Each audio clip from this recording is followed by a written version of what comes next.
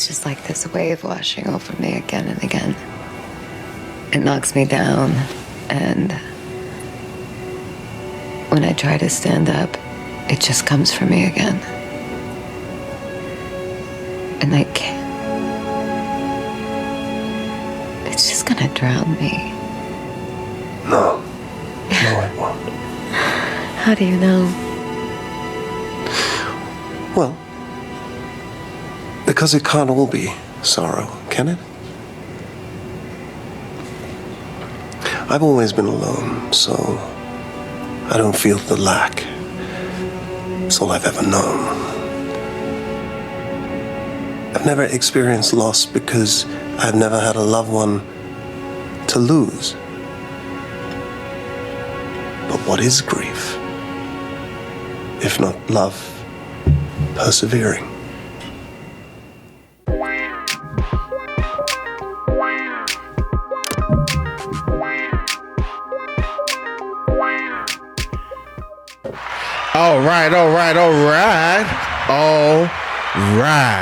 All right. Welcome back to another episode of Convos with your mom's favorite. I am he, I am him, I am your mom's favorite. And today we have a very special guest with us today, the specialist of all guests.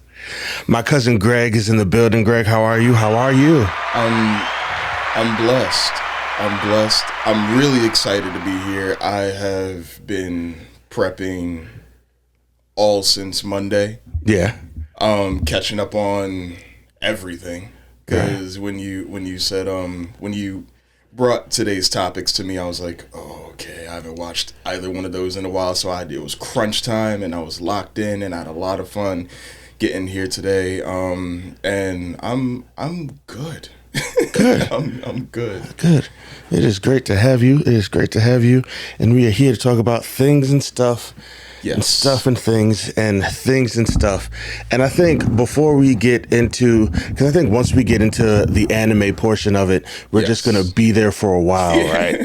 I feel that already. Once we get there, we're going to be there for a while. So before we get there, I want to start with movie trailers, because that is one of the things I sent you, movie trailers.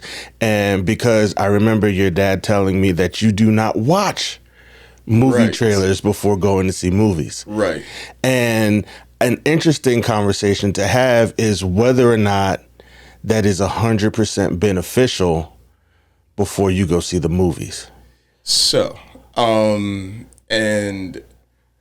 before we get into any of that, I just want to say, genuine fan of the show. I love what you're doing here. Thank you. And I want that on record, and I want that to be a part of the episode, that this is really cool what you're doing, and I love all of this. Thank you. Now, to get into the movie trailer thing, that's always, in recent years only, is that I've found that movie trailers often ruin the movie experience for me. Okay. And I really don't watch trailers nowadays because I miss the mystique. I miss the first time experience of seeing a lot of either really cool stuff, really boring stuff, just really small stuff, really big stuff in movies. Okay.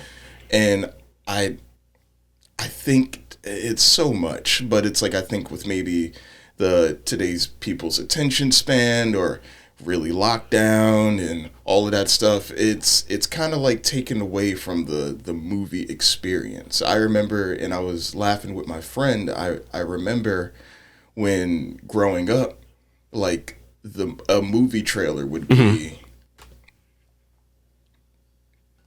a minute. Right. Max. You might get a 30-second movie trailer flashing a couple of things, then a title card. Okay. And I'm like, nowadays, what is a 3-minute movie trailer doing? And why are you releasing 4 of them? Yeah. Before the movie starts, before the movie comes out. And after a certain point, I was like, I can't do that. I can't watch movie trailers anymore, because I'm like, you're taking away from the movie at this point. Absolutely. It's like, don't sell me with your big fight scene in the movie. because now I know that's going to happen. What if I didn't want to know that was going to happen? Right. Don't sell me, like, maybe show the cast. Like, maybe show a brief 3-second clip of all the cast members and who they're playing in the movie or whatever the case might be. Mm-hmm. But don't give me 5 movie trailers 6 months out before the movie comes out. Don't drop another trailer 4 weeks before the movie comes out. I'm like, just give me the snippet. Maybe give me another whatever. Maybe give me an interview, something. And then let me watch. Let you watch the film. Watch the movie. So you don't watch like any of them, not even like because it's usually like you said, it's a couple of trailers, but they usually start off with like a 30-second teaser. I'm okay with that. You're okay with that? I'm okay with the 30-second teaser because it's not showing much. Like, it's teasing me. It's like, hey, this is coming out in X amount of time. And it's like, thank you for letting me know. Yeah. I'm going to put that in my calendar, and then I'm going to go watch the movie. But let me forget about it. Okay. Let me forget about it until the time comes up. And I was created example. Let's use Thor, for example. Right? We're watching a Thor movie. It's 2008 when that movie came out. I miss when movie trailers were, like in the context of a Thor trailer, a black screen, and then you hear like thunder rumbling. Right. And then it'll flash lightning. And then the second time it flashes lightning, you see like Thor's hammer in the floor. And then like 2 or 3 more flashes of lightning, you see Thor's hammer some more, and then the title card. And it's like, all I know from watching that is that I'm watching a Thor movie. Yeah. And Chris Hemsworth is playing Thor in this situation. I don't know who the villain is. I don't know who else is going to be in the movie. I don't know anything else about the movie. All I know is that I'm getting in for a Thor movie. And you know what? If I wanted to see the movie, that would be enough to sell me on the movie. Absolutely. Like, I feel like nowadays people are doing, there's not a lot of faith in your product. Or everybody's attention span is so, like, shortened. And due to quick form everything, for the most part, that it's taking away from excitement when it comes to, like, newer things. I agree. Because new things are, like, at a certain point new for so long, and then you're on to the next thing. And it's like, I don't know. Yeah, movie trailers are... And I'm being a hypocrite because I did watch the Fantastic Four and Fantastic Four and Superman trailer. Okay. But I only watched the first one. You only watched the first one? I only watched the first one. I get that. Because it's about the same for me, even though I still haven't... stopped watching trailers. I get you. But I can see your point, because for me, that was my biggest issue with this most recent Captain America movie. Okay. If you watched all of the trailers, there was no surprise that happened in the movie that you weren't aware of. That's what I'm saying. And I'm like, and I didn't watch any of the trailers. Yeah. And so when I watched the movie for the first time, I was able to formulate a genuine I was able to have a genuine experience and formulate a genuine opinion. Because if you show me everything in the trailers, then I pretty much know what your movie's going to be about. And I'm like, it was kind of lackluster. Yeah, and they didn't even do what Marvel tends to do a lot, because Marvel specifically, not other movies, Marvel specifically, when they release trailers, they lie a lot in the trailer. They lie a lot, and they're like, yeah, this is going to happen in this movie, and all of these things are going to happen in this movie, and then you watch the movie, and none of that happened. Actually happens in the movie. And now you have to wait for like a director's cut. Yeah. Yeah. But with Captain America, everything that was in the trailer happened in the movie. See? Like, there was not a thing that they left out. Yeah. Other than, I think the only thing I didn't know watching this movie that Bucky was going to be in it. But, I mean, there's like 60% chance it's a Captain America movie. Coming off the strength of Captain America, Falcon and Winter Soldier. Yeah. So it's like, okay, obviously there was and making the appearance that he did. Yes. Which was just, hey, I'm here. I'm Bucky. Remember? I'm Bucky. Yeah. You saw me in the previous show. Yeah. Like, okay, and you just know that that's going to happen. So other than that, it's kind of crazy. And it kind of, it can raise your expectations for a film. And then if you go watch the movie and it doesn't live up to it, Right. then you're kind of let down because I'm pretty sure you haven't, but they released 5 minutes of Superman. Like a 5-minute clip of Superman. Oh my God. I watched that 5-minute clip of Superman. Oh man. I am now more excited for the film. Oh, okay. No, cool. no, no. That 5 minutes was great. Okay, cool. It was Cool, great. cool, cool. It was really good. But now I'm like, if this is like, what if I go watch the movie now based And off this that's it. excitement, and that's it? And that's it.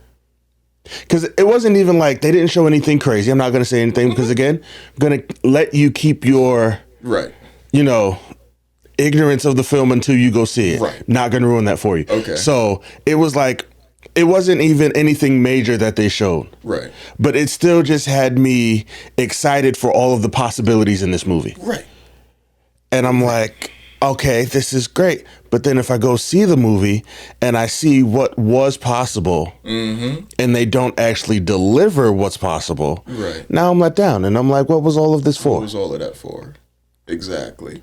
And I was when I watched or before I get to that, what I rely on when it comes to stuff like that, because again, it's not that I don't want to watch the second trailer because I'm really excited to see the Superman movie. Yeah.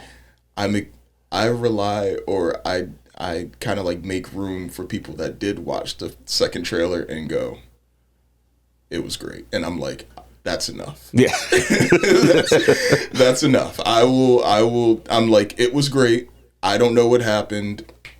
I will take that to the movie theaters and I will still watch the movie. Yeah. It's kind of like I'm like secondhanding somebody else's excitement after watching something that I'm trying my best to avoid. Because I'm like, sometimes that's enough.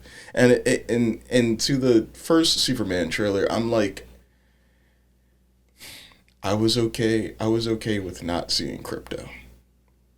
Like, you know, I would have been all right if they had kept Crypto a surprise. Yes. I would have been all right with that. Because I'm like, that's cool. That's really cool. Out of 20 Superman movies over the span of 40 years, we've never gotten Crypto. No. Until this one. Even though I think he's a fairly new character in Superman. Like, not as old as Superman, but like not as recent as, like, I don't know.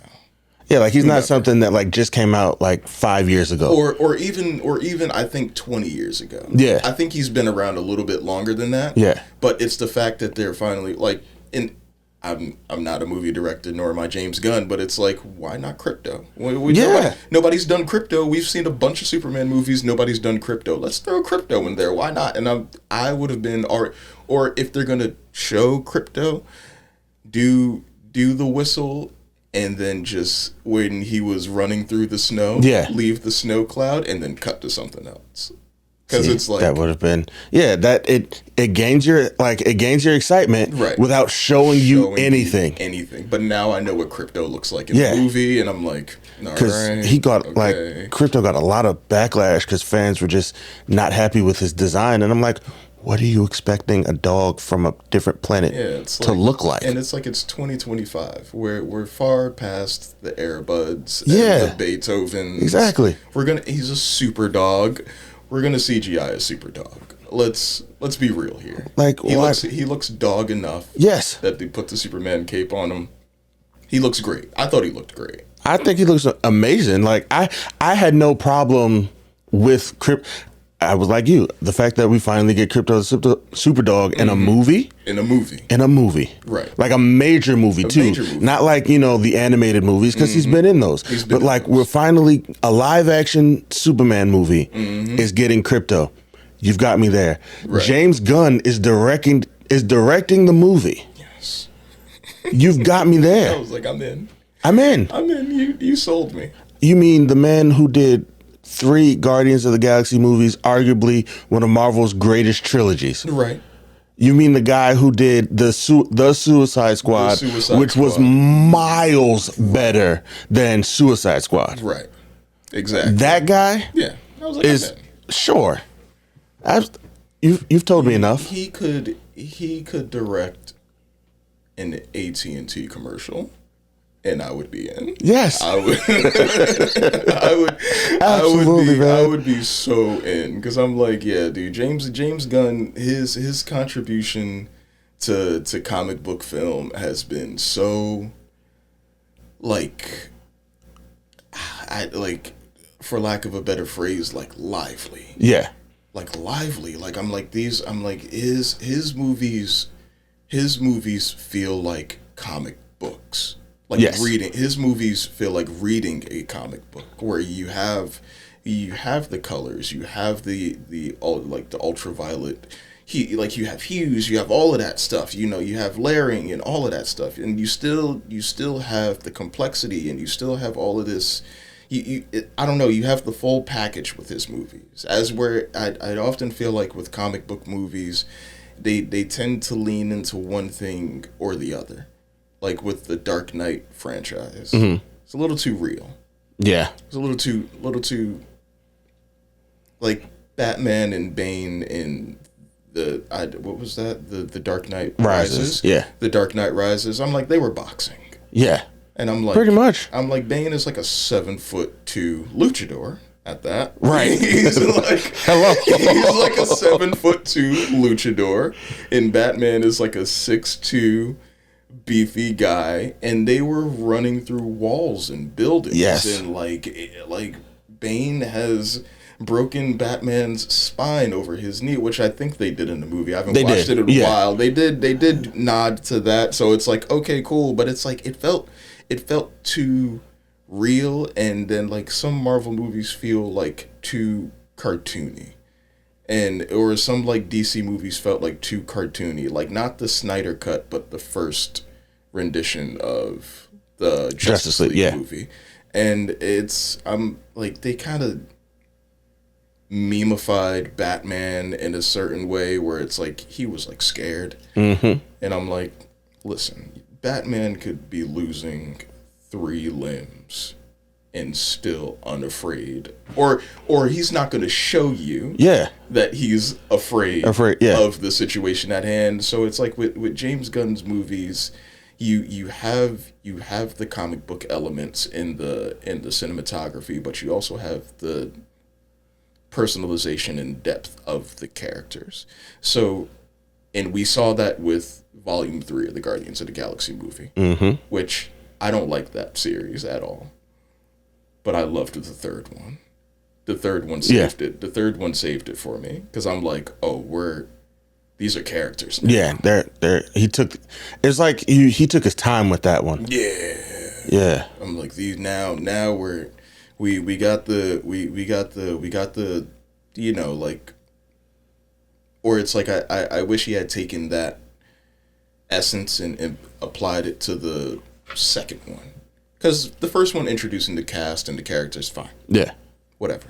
The second one, it just still felt like a little like, kiddish, goofy, whatever. Like, and I'm like, I get it. Chris Pratt could only be so serious. And Dave Bautista as Drax kind of stole the show in the first one, so he's their money maker. I'm like, all right, I get it. I know how I've been around long enough. I know how this works. But the peril that they went through in the third one, I was like, now we're talking. Yeah. We got some gloom. But yeah, that's I lost track of what I was talking about because I went on like a little ramble. Yeah, no. Listen, you're all good. Yeah. It happens. It makes for all of the best conversation because we're talking about movie trailers. Yes. I don't know. Okay, cool. And James Gunn directing Superman, was all you really needed to sell the movie trailer. Right. Yeah, because I think back to what you're saying about James Gunn and why he's so great, and this is again going on a different completely rant. It's because it seems like with James Gunn that he's a comic book fan making movies. Like he's a comic book fan directing movies and not a director making comic book movies. Yes, exactly. Because anybody can make a comic book movie. But when you're a fan. Because if you watch like all that he's done with like the Suicide Squad again, Guardians of the Galaxy, even Peacemaker, right? He's very much okay with like most people. They're like, if you had given Peacemaker to anyone else, he 100% gets a suit redesign. Right. 100% gets a suit redesigned. Because let's be honest, it kind of looks a little ridiculous. It's a silly suit. Yeah, it looks a little ridiculous. But James Gunn is very much okay with the fact that he's a superhero, like he's a superhero character. And yes, his suit looks a little ridiculous, but it's his suit. It's a suit. So we're going to give it to him. That's what the character looks like. Yeah. We're going to give it to him and we're going to put it in the movie. And you're going to just have to deal with it. Easy. And guess what happened once we all had to deal with it? The fans loved it. Right. Because and it's like that's not something that you need to change to make a good movie. No. Your movie is either going to be good or it's going to suck. But make it and then let us decide. Yeah. You know. And I remember when John Bernthal was getting ready to play Punisher. Yeah. When they first, in the second season of Daredevil, because I haven't watched the third season yet, and like a respectable actor, he was doing his homework. Yeah. And he was buying Punisher comic. I remember hearing this in an interview, or I might have been making this up, but I'm almost 99% sure I've heard this in an interview where he was saying he was buying Punisher comics to get in character, like, you know, to see whom he was playing. And the guy who was selling him the comic books was like, "You're playing Punisher, right?" And he was like, "Yeah." And the guy behind the comic who was selling the comic, ringing him up, he was like, "Don't screw this up."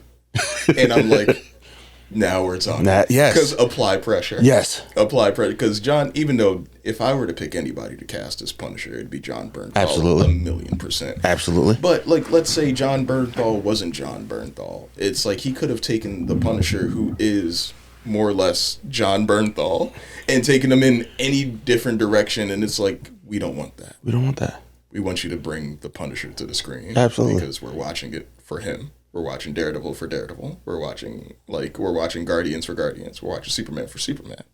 And on the topic of Superman again, how do you feel about the guy playing Superman? I don't have a problem with him. I don't have a problem with him. I don't have a problem with him at all. And like after like, because DC seems to not be able to hold cast members beside Gal and Jason. Like, you know, like they're pretty much the only ones that they could keep employed for a long period of time. Like, I'm not gonna lie, I miss Cavill. Absolutely. I wasn't okay with the change, but I'm open to seeing what this guy's gonna do with it. Because we don't know. We don't know. We don't know. We have no idea. We have no idea. But I was very like he was Superman for me. Like, yeah, he was really good. He was Superman. And even right, because I didn't really care for Black Adam, the movie, much. Neither did I. I thought everybody else was more interesting than Black Adam. Yes. But I think it was a mid-credit scene where where Amanda Waller's talking to him through the hologram. Yes. And then he's like, "Bring them all." And then Superman shows up. That had me hyped. Yeah. Because I'm like, let's see where this is gonna go. Where this goes. Only to find out it's not gonna go anywhere. Right. That was a little disappointing because I would very much love to see Cavill versus The Rock. Yeah. Like him as Superman, The Rock as Black Adam. I'd watch that movie. Yeah. Now we'd have to, The Rock would just have to show up to set, right, recite his lines, and then leave. Right. Like, don't give him any kind of creative control. No. Like, none whatsoever. You see, like, and The Rock is the perfect example of creative control falling into the wrong hands. Yes. Because it's like, what are you doing? What are you doing? It's like, just do Black Adam or nothing at all. Like, I understand completely. You fought hard, right, to get this movie made, right. So, you know, it's a passion project for you. I get that, but we have to understand our limitations, right. Even with our own passion projects. Like, we've got to understand, I may not, even though I want this to do well, I might not be the best person creatively to make that happen. So I need to bring in the best people to make that happen. Exactly. It's literally, and you have to in some ways or not humble yourself. Yeah. Because this is a passion project for you, like The Rock. Like, this is a passion project for you, but this character is way bigger than you ever have been or will be. You're dabbling in you're stomping on grounds that you have never conceptualized before, and that's comic book. Like that particular pocket of fiction, and like it's so vast. It's so vast, but still so structured and prominent. And you are the pebble before you're the rock. Yes. You are the pebble exactly. before the rock in that valley. And it's like, carry yourself as such. Be passionate about the character. Be passionate about the movie while respecting the character. Exactly. Because that's so easy. It's really easy. Like, I don't get that at all. Like, that's so easy. It's like, I really want to do this movie, but I also really want to do it right. Yeah. If I'm gonna do it, like, I want to do it really, really right. Because then that's how you start build. That's how franchises are built. Easy. Now, that right, wrong, or indifferent. That's why there's 10 Fast and the Furious movies. Yeah. Because before they started fighting crime, Right. and became crime fighting, criminals. Before they became Avengers. Yes. Before they became Avengers films. They were actually really good street level racing films. Right. A lot of fun. A lot of fun. Because it was just bad guys in cars. That's it. That was it. And then somebody was like, well, how do we keep this bad guys in cars thing going? You add in, we're going to now use these cars to steal a tank. Right. I mean, not a tank, to steal a safe, like an actual safe, and pull it out the wall. Right. And then we're going to go to space. We're going to go to space. We're going to hire Jason Statham. Yes. Idris Elba. Like John Cena. We're going to get everybody. We're going to get everybody. Because we built a world now. Yes. And we have to fill it. And so, but I definitely don't think that this new guy, I hope he does his homework. I hope he's done his homework. From the look of him, I don't mind the look of him. I think he looks great. Yeah. And I think as long as he commits to the role and in James Gunn's hands, I think we'll be okay. I think we'll be all right. Like, I genuinely think we'll be okay with, because even though I miss Cavill. Yeah. When I watched that first Superman trailer, I wasn't worried. Yeah. I was like, you feel Cavill enough, and I think that's okay. Because Cavill is, I think, large masses can agree. Like, Cavill is Superman. We stated here on the podcast. Absolutely. So it's set in stone. Yeah. Like, that's it. Law. Done. He's Superman. Absolutely. And this gentleman, I wish I knew his name. Hold on. But let's get his name. What's this? Superman, I guess 2025. Oh no, what is it called? Like Superman Rebirth or something like that? It just says Superman. Yeah, in 2025. Why is he not first? That's so funny. David Cornsweet. Okay, cool. Yeah. Mr. Corn Sweat. Yeah, David Corn Sweat. That's funny that he is, when you look at the movie on IMDb, and you type in the movie, the first, you know how like it gives you the actors' names, like the most prominent actors in the movie? First name is Nathan Fillion. Oh, okay. Yeah. And then Alan Tudyk. I don't know who that is. That's Alan Tudyk. He's done... Why can't I think of anything he's done other than he's the chicken in the Moana movies? That's so funny. That he's... Yeah. Yes. And it's so now this is creating shoes to fill for James Gunn, because he has to do this. David was his name, Superman? Yeah. David has to do so well that it has to outperform in some way or another Moana. Yeah. which was great. Yeah. But this movie has to do so well that it in some way or another has to outperform Moana. For your supporting cast member to not be a bigger name Than your lead character. The main guy Yeah. in the movie. That's hilarious. That's hilarious. But I think he's gonna do all right. Yeah, I think he's gonna do all right. I saw the suit. I saw they showed me the cast. I was like, cool. We're getting finally not Hal Jordan, but Guy Gardner. Yeah. I was like, bring it. We're getting Mr. Terrific. I'm like, cool. Yeah. Bring it on. I don't know who the main villain is. I keep speculating Brainiac. But again, I don't know. Nor do I want to know. Yeah, Because July will be here in like 3 weeks. Yeah. So time is moving. I'm so okay with not knowing anything. Yeah, that's fine. It'll be here before you know. July's got a heavy month for movies. Oh my God, freaking Fantastic Four and Superman coming out like a week after each other. I'm like, this is gonna be great. That's gonna be amazing. The movies are back. The movies, I hope so.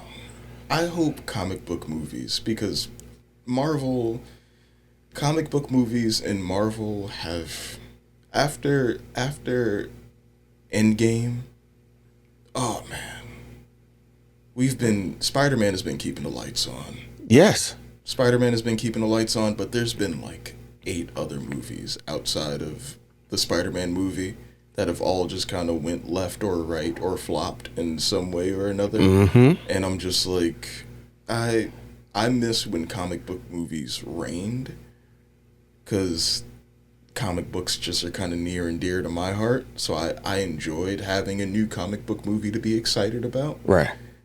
And with the Fantastic Four and this new Superman movie coming out, I'm like, I think this is our chance. This is our chance. I think, especially with DC, I think they've gotten a formula. They hired James Gunn, so we're already swinging hard. I'm like, I think we'll be all right.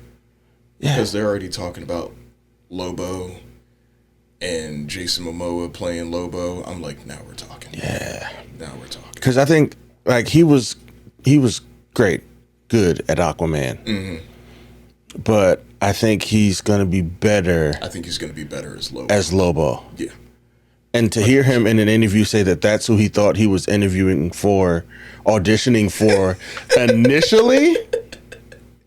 Oh yeah. Was great to hear. Right. Because he came into this thinking, I'm gonna be Lobo. This is and then they're like a Lobo movie. And then they're like, no. Aquaman. And it's like, and he's like, okay. All right. Sure. But now he gets his chance. Now he gets his chance to do what he wanted. To do what he wanted in the first place. Right. And I think we should just let actors do that, because I feel like in this last Captain America movie, they wasted Giancarlo Esposito. You think so? Because okay. I've heard him state multiple times in multiple interviews how he wanted to play Professor X. And I just sit and think about how amazing that would be My God. for Giancarlo Esposito to play Professor X. Yeah. Okay. Because I didn't know that. Yeah. But now I'm like, oh yeah, in my head canon, in my fan cast. Yeah. Yeah. What an opportunity. Right? What an opportunity. All right, yeah. Because he would have been, I feel like he would have been the second breath of getting Sarah Patrick Stewart. Yeah. And I think if we're going to bank off nostalgia, and if we're going to just capture the essence of the Professor X in more or less in comics, and the Professor X that 20 years of X-Men franchise period in movies, I'm like, we only know Sir Ian McKellen. Yeah. And Sir Patrick Stewart as Professor X and Magneto. Now and that's something that we don't touch. Like they did the whole James McAvoy thing. They tried to make him bald. Didn't feel the same. No, not at all. Yeah, it felt weird. I liked it when he was just a young Professor X with hair. Yeah. And I'm like, all right, this makes Like sense. making him both. Like it didn't look natural. Like No, it looked silly. yeah, It looked real silly.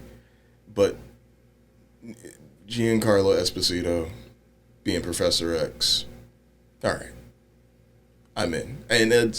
And I go back and forth with my partner about this all the time because I'm with like my dad on race swapping in characters. okay, So I'm like, the only time I was really all right with it when Jason Momoa was playing Arthur Curry. okay. Because I'm like, all right, he's not in the comic books. He's not Samoan, but this makes a lot of sense. yeah, I don't know how I'd feel about like Giancarlo playing Professor X on film. Looking at it, but I feel like essence wise is the best thing we'll ever get. Cause I feel like his portrayal of the character he's often casted as versus what Patrick Stewart did for Professor X in movies, I'm like, yeah, that makes a lot of sense. Cause that kind of like tickles the same part of my brain as like making Arthur Curry Samoan. Cause why wouldn't he be? right. If he was anything, if he was any other race, Yeah. why wouldn't he be a Pacific Islander? People that literally like praise the water, Right. worship the ocean, where ocean culture, the ocean is such a deeply spiritual part of their culture. I'm like, yeah, Yeah, that would make sense.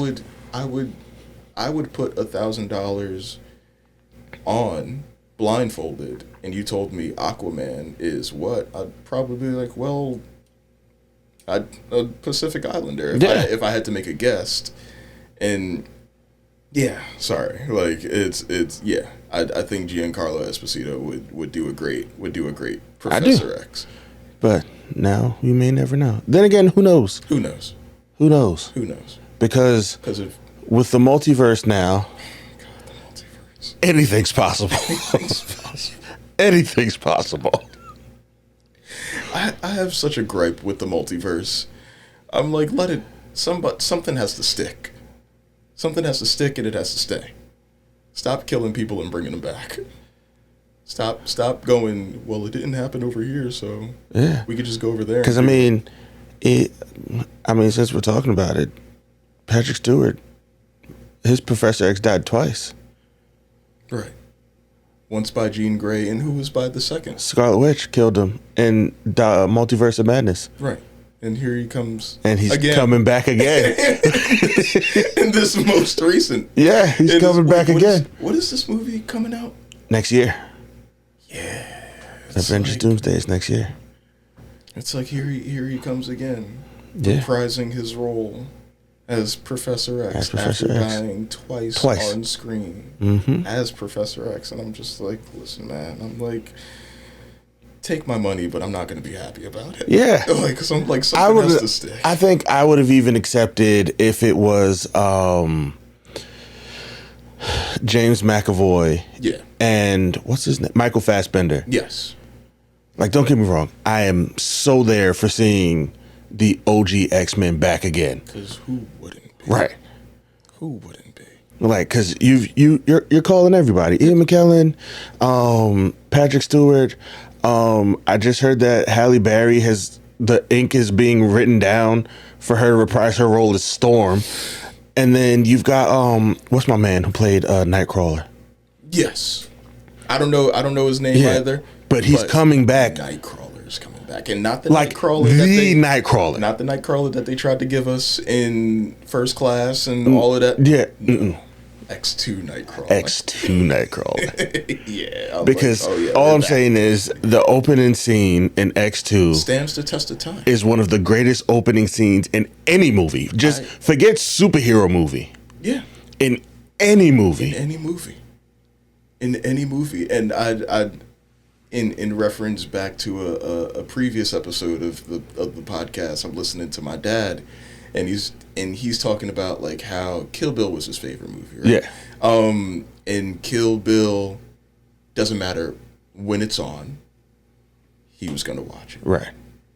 it doesn't matter what I'm doing, but if that scene is on from X2, I'm stopping. I'm putting down my phone. Yep. And I'm allotting myself 20 crucial minutes To watch of just cinema. cinema. One of the best opening scenes, one of the best introductions for a character. And everybody likes to give credit for when Thor came back in Endgame. No, this tops that. This tops that. 1,000,000%. A beautiful display of what he looks like, his power, and what he can do. What he can do if he wanted to do it. If he wanted to, yes. If he wanted to do it. Great. And for when I heard because again, I didn't watch. I know that there's the trailer for, like, you know, they're panning and they're showing who's in the movie. Yeah. I didn't watch it. TikTok spoiled a little bit of it, so that's why I know Channing is reprising his role as Gambit. Yeah. Which, honestly, Yes. yeah, I'm in. Yeah. I'm like, you got me. Because I really enjoyed Gambit in did. Deadpool. I really enjoyed Gambit in Deadpool and Wolverine, and the gentleman who's playing X2 Nightcrawler is coming back. I'm like, I'm laughing to myself because I'm like, Marvel really needs money. Yes. I'm like, they really need a saving grace for them to call in everybody from the past 25 years of X-Men movies and Marvel movies. They're calling in the big guns. Yeah, and I always think it's fun, like, watching, because I'm not gonna lie, right? I didn't watch all 5 hours of The Chair, or like 3 hours. It was a very long, because they did it. They did like a segment. It was a stream. Oh, It was a stream. Okay. And it was just like, it started with the one chair, and then after a while, it was like 3 or 4 hours long Oh, that's insane. of them just going from chair to chair. That's crazy. Yeah. And so I watched, like, I didn't pay attention to it, but I had like a chunk of it on while I was watching TV. Yeah. And I was sitting there, and like, once I saw Patrick Stewart and Ian McKellen, and I was like, this just makes that line in Deadpool where he looks at Logan and he's like, you're going to be doing this until you're 90 even more hilarious.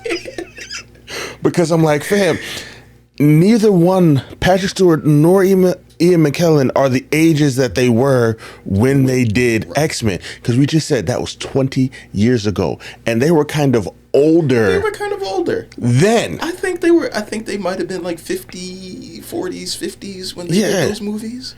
We're talking like 70, maybe 80. Like, till you're 90. Still playing the same role. Playing the same role. Yeah. And I'm just waiting because, again, they revealed the chairs. Mm-hmm. And then RDJ Yes. was like, it almost seems unfair because not everybody was mentioned, because there were a lot of people who were looking for names who weren't mentioned. Right. And then the Marvel official IG account was like, well, there's always room for more. Oh.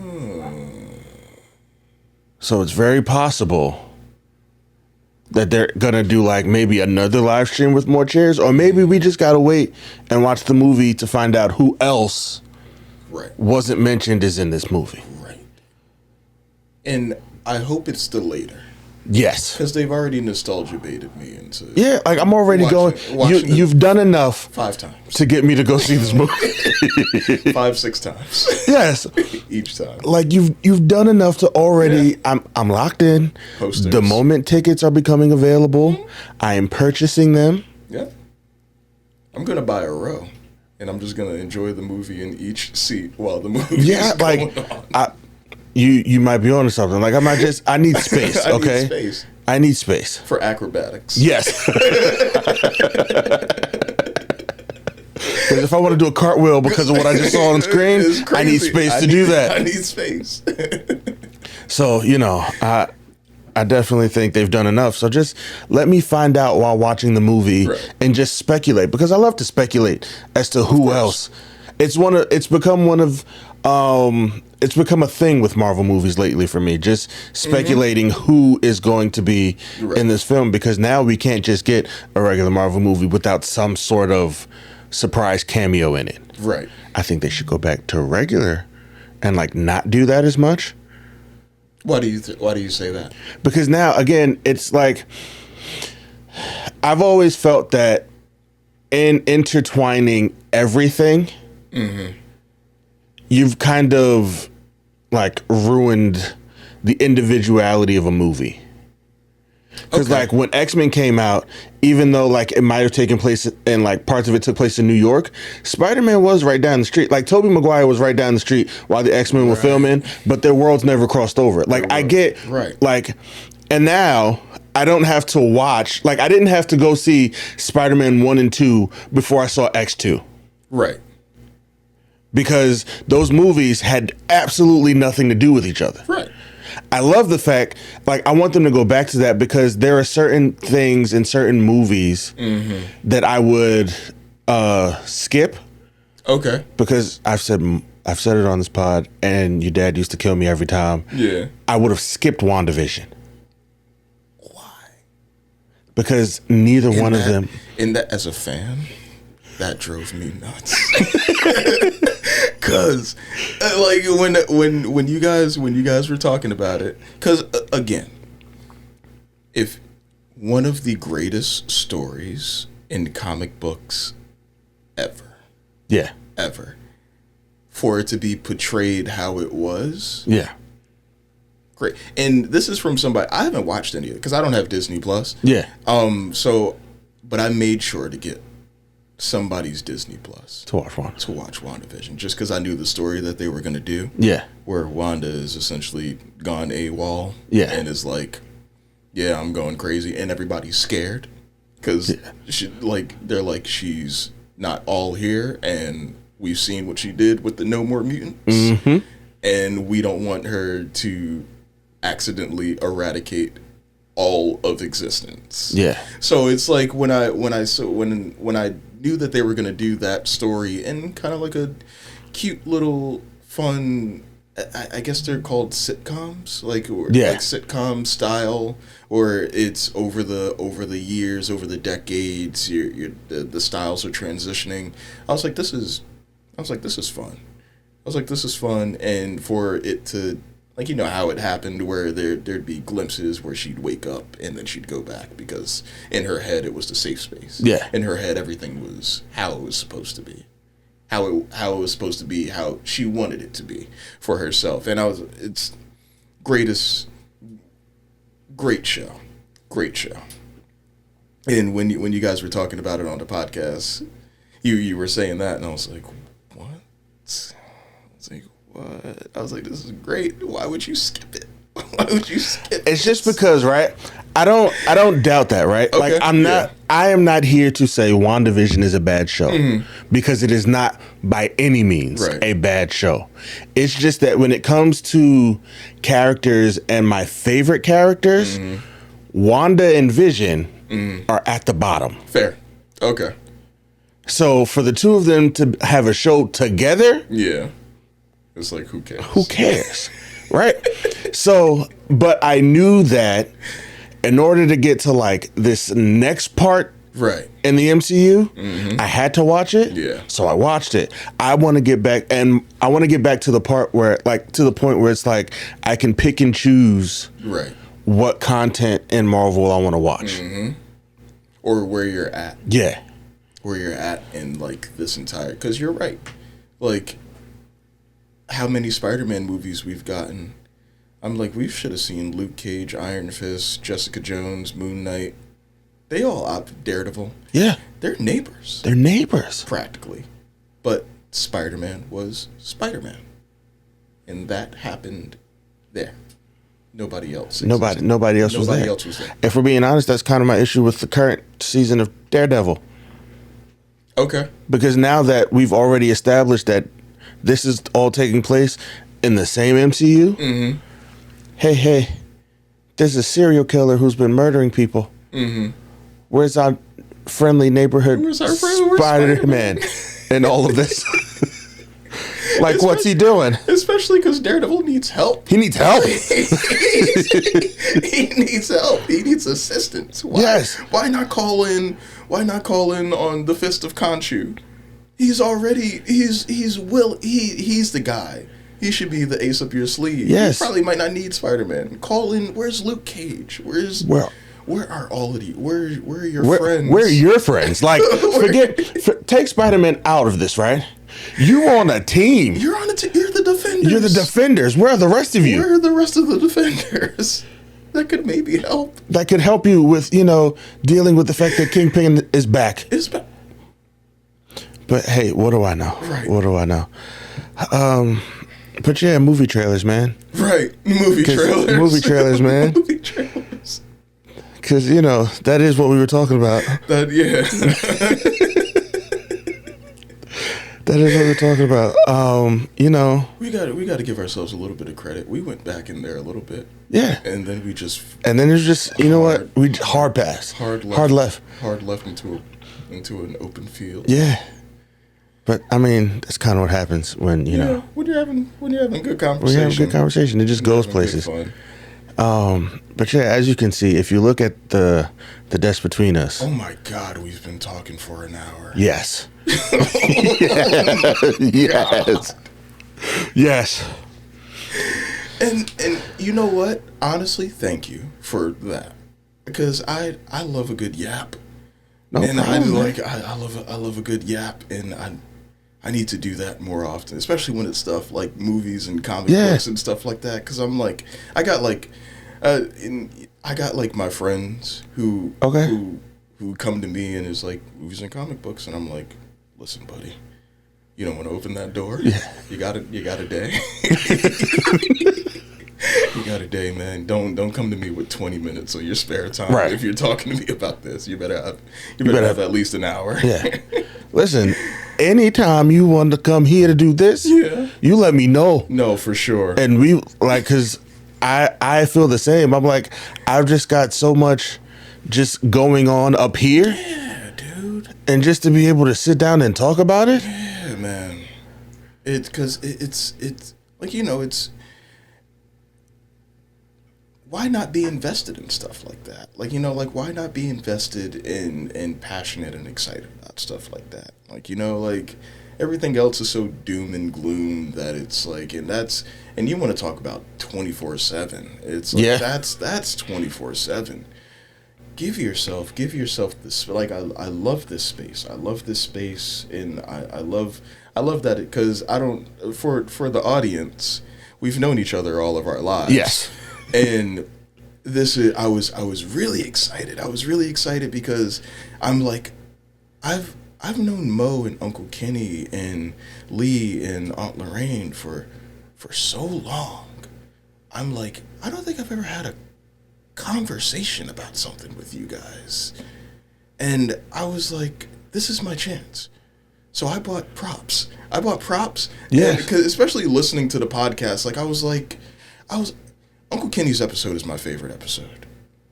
Okay. He doesn't know that yet, but he's upstairs. Yeah. And Uncle Kenny's episode was my favorite episode, not only because the father-son dynamic, and it was really endearing and it was really sweet, but I'm like, I've only known Uncle Kenny as a man of few words. Yeah.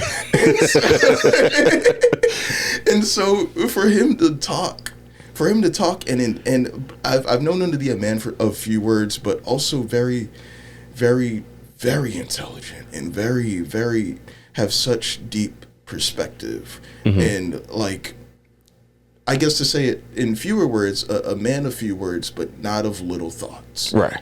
And so for him to have a space to talk, and I was like, and he has such, you want to talk about, like, James Earl Jones? Uncle Kenny can read a book. Yeah. He needs to do, like, I would listen to him read. I would listen to him read Cat in the Hat. on loop because it's so sultry and calming but present, and I'm like, I love this space. I love this space that it's because and conversation is important. Yeah. Because I'm like, why don't people, like, I'm like, we should talk to each other more, like, just in general. Like, I'm like, life is so on the go. It's like, sit down and have a conversation with somebody, man. Tell them about something you like. Yeah. Like, you know, Agreed. just easy peasy. Like, you know, an hour of your day. It costs nothing. Nothing at all. Yeah. Nothing at all. Listen, I hear you, man. Because let me tell you, we had to work hard, right? Because when your dad first started coming and we first started doing these, they were like 2, sometimes almost 3 hours. There would be part 1 and 2. Yeah, we would have to do part 1 and 2. They would be 2 hours each. Yes. Because as you can see where I get it from. Yeah. I'm like, that man could talk. Yes. Him and mommy, like, they can go if you let them. And you know, because we loved a lot of the same things, Right. we was easy. just sitting here and we would talk. And back then, I didn't have this timer over here, nor did I have the timer on the screen. So we had no idea How long until you- we stopped recording how long we had been talking for. Yep. So it's just like, you know, like 2 hours like that. Yeah. You're just conversation, going. just conversation about just things we love. Yeah. And it's so easy. It's so easy. And I don't know how much more time we have left. We have all the time in the world. Oh, perfect. There is no rush. Perfect. We have all the time in the world, man. Because I really want to get into my hero. Let's do it. Okay, cool. Yeah. Oh, this was just, we stopped there. Yeah. This was just, I was about to use the props on the table Yeah. to segue us. Okay, cool.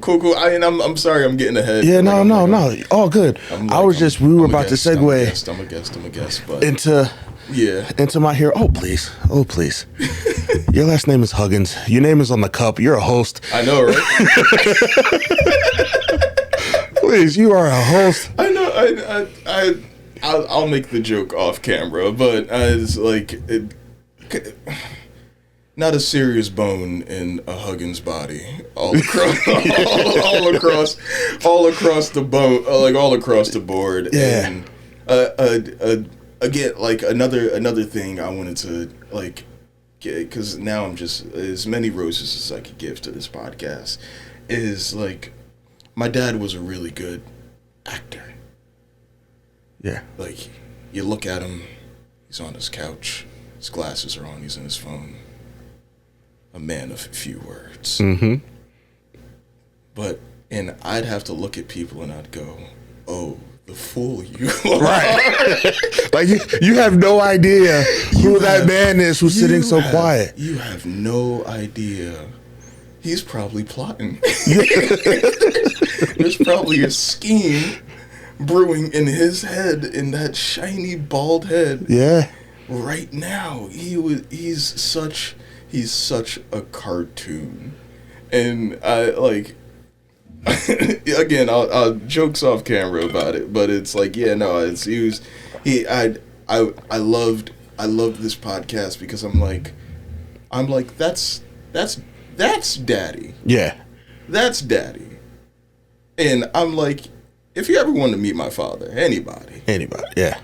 I'm like, you should tune in to Convos with Your Mom's Favorite, featuring Mo and Greg on all streaming platforms. All streaming platforms. Yes. When I tell you this is one of my favorite podcasts, I'm a fan of the show, but you know how like Spotify does like a Spotify Wrapped? Yeah. I'm almost like, I'm just running it up so I could get it to my favorite podcast. Listen, I appreciate it, man. I'm on a mission now, and I'm enjoying every minute of it. I'm like, this is content. I'm like, this is content. Yeah. Because it's genuine conversation with friends, family, and alike. I'm like, now we're getting somewhere. And yeah, it's really cool in here, and I love the Crocs. I didn't tell you at the door. Those are so sick. Thank you. It felt like once I saw them, Yeah, I was like, I need them. It's not a want. It's a need. I think everybody should be allotted at least 15 needed purchases. Yeah. Outside of a house or a car or heck, sometimes rent.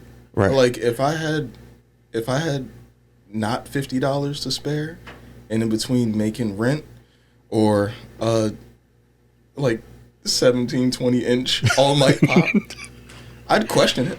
Yeah. And God bless the angel in my life, my partner. She would have definitely reeled me back down to reality. Listen, I went into a GameStop. Yeah. For that. Well, not even for, like, I didn't go in for this. No, I went into GameStop because Will had ordered me a game for my birthday, so I went to go pick it up. And I was looking in the clearance section. Mm-hmm. This was in the clearance section. Right. And I was like, how much is it on clearance for? Right. It was on clearance for like $30. Okay. And I was like, do I want to get this now? Right. I said, you know what? I'm going to just browse the store. Right. If by the time I get to the register, it's still there, I still want it, I'll get it. Right. I went to go browse the store. This kid came in the store with his parents. Okay. And he picked it up. Oh, that's horrifying. And I was like, oh my God. Now I got to hit this kid. I was like, oh my God. Oh my God. I think I'm ready. And then he was like, had it. And he was like, and then his mom like instantly was like, absolutely not. Right. And then she put it back. And like when he put it back and turned around, I was like behind him. Yeah. And I like scooped it up and brought it to the register. And I was like, all right, cool. I'm going to get this now. Yeah. And then like when I walked out, the sad look on that kid's face. That's what I was thinking. I was like, yeah, you kind of just ruined that kid's day. I did. But whatever, dude. But it was worth it. It's worth it. It was meant, not only was it worth it, it was meant to be. Yeah. Because if it wasn't supposed to be yours, the mom would have bought it for She would have bought it for that kid. She would have bought it for it. But as soon as she was like, Mom, can I get this? She was like, absolutely not. Right. So I was like, yeah, she said no. To that fine gentleman. Right. Absolutely not, because it's his. It's his. It's his. And I'm like, yeah, it's mine. It's no for you because it's for me. Because guess what? I don't have to ask my mom to buy this. Right. I'm an adult. Because I'm an adult. And I want this toy. So, I've actually come to start saying I'm not an adult. Okay. I'm a kid. Right. With access to adult funds. Okay. And how I've been wording it is that everything I buy now is for every time my dad told me, no, we can't buy it. I agree. I'm like, every time, because, when we Jersey City, born and raised, both of us, we remember KB Toys in Newport Mall. Mm-hmm. A frequent stop, I think, for any kid who was brought to the mall. KB Toys, you would go to the pet store, you would go to the Disney store. Yep. And if you were my dad, we're at Mrs. Fields, or you would get an Auntie Anne's pretzel. Either or. So I remember, not that I wasn't spoiled to the ground. Let's be clear. These no's didn't happen often. Not at all. Not at. I still have toys from when I was yay big. Like, that's how plentiful they were. Is that some of them stood the test of time. Yeah. And absolutely made it into my late 20s. I do have still like action figures and things now that my nephews are playing with. Oh, wow. So we've just passed it along. Yeah. From like things that I grew up playing with. Here you go. Yeah. These are for you now. Do make memories with them. Yeah. They're worn in. They were tucked in, they were played with, they were hugged, they were brought to the park. Yep. They were brought to my friend's house. They were done, like, these are like vintage. Like, these are vintage, high quality, high valued items. And I want you to have that. Absolutely. Absolutely. But those no's sucked. Yes. They did. And yes, so they did. Now when I go to a GameStop, because you have way more deductive reasoning than I ever probably will. Okay. Because I will go into a GameStop, see something like this. I'm like, maybe I got it. And then I'll buy it anyway. Right. But I will like, it's that. It's that. And so I could come home with, when I was in my heyday, when I was really buying pops, I could come home with 15 of them. And then instead of going to my dad and going, hey, I bought this, I'd go, look what I bought. Yeah. And then I'd show him, and he'd be like, nice. And then I'd put him in my room, and I'm like, yeah, you bet. You bet it was nice. Well, see, the thing with him is, right, he would have them too. As if our dads. Yes. Both of our dads. Both of our dads. Like this, like it's not like something we just picked up. No, that, like randomly. we just, we just start collecting stuff. We weren't just kids; we were influenced. Yes, we were products of our environment. Products of our environment, because both our dads we see action figure. I like that. I'm gonna buy it. Yeah, easy peasy. Yeah. I can't tell you how many times, girl, like. When I was a kid and I'd be over here, and for the few times that I was, and it wouldn't be a like a house tour. Yeah, It'd be an upstairs event. But oh man, would I eye the basement door? because that room over there, the gold mine. yeah, That was down here, and the pristine setup that it was. And I'm like, how did you do that? I thought this was for kids. right. I thought this was a kid thing. And he's like, and no, nothing on it. Just, it's like Star Trek, Matrix. So, okay, cool. You kind of can see it. But the Matrix and like the droid setup and everything. I'm like, you guys don't get, one, how old those are. Mm-hmm. Like how old? Because I'm 27, turning 28 in July. Probably since I was 6. Yeah, Those have been around. yeah, And I'm like, maybe before that those have been around, because that's Matrix. It looks like 3. Mm-hmm. I think that's Matrix Revelations, which came out maybe 2004. Mm-hmm. Like, and I'm like, yeah, those have been around for that long. 21 years, if we got to conceptualize it. Yeah. 21 years those have been around. And I'm like, I could be a 27-year-old adult I could be a 27. Yes. I'm going to buy the action figure. Yes. And I don't catch myself playing with them, but I am following in the steps of my father. Yep. And now they just they sit up somewhere. They sit up somewhere, and I get to look at them, and I get to go. I remember where I was and what that meant to me. Yeah. And my dad's thing was comic books, so a lot of his things were either movie reference or comic books. But my thing is anime, and so all of the anime memorabilia that I have in my room, anime and video game memorabilia that I have in my room, is all his fault. It's all their fault. It's all their fault. Yep. It's his fault. Yeah. So I'm sorry, honey. Blame my dad.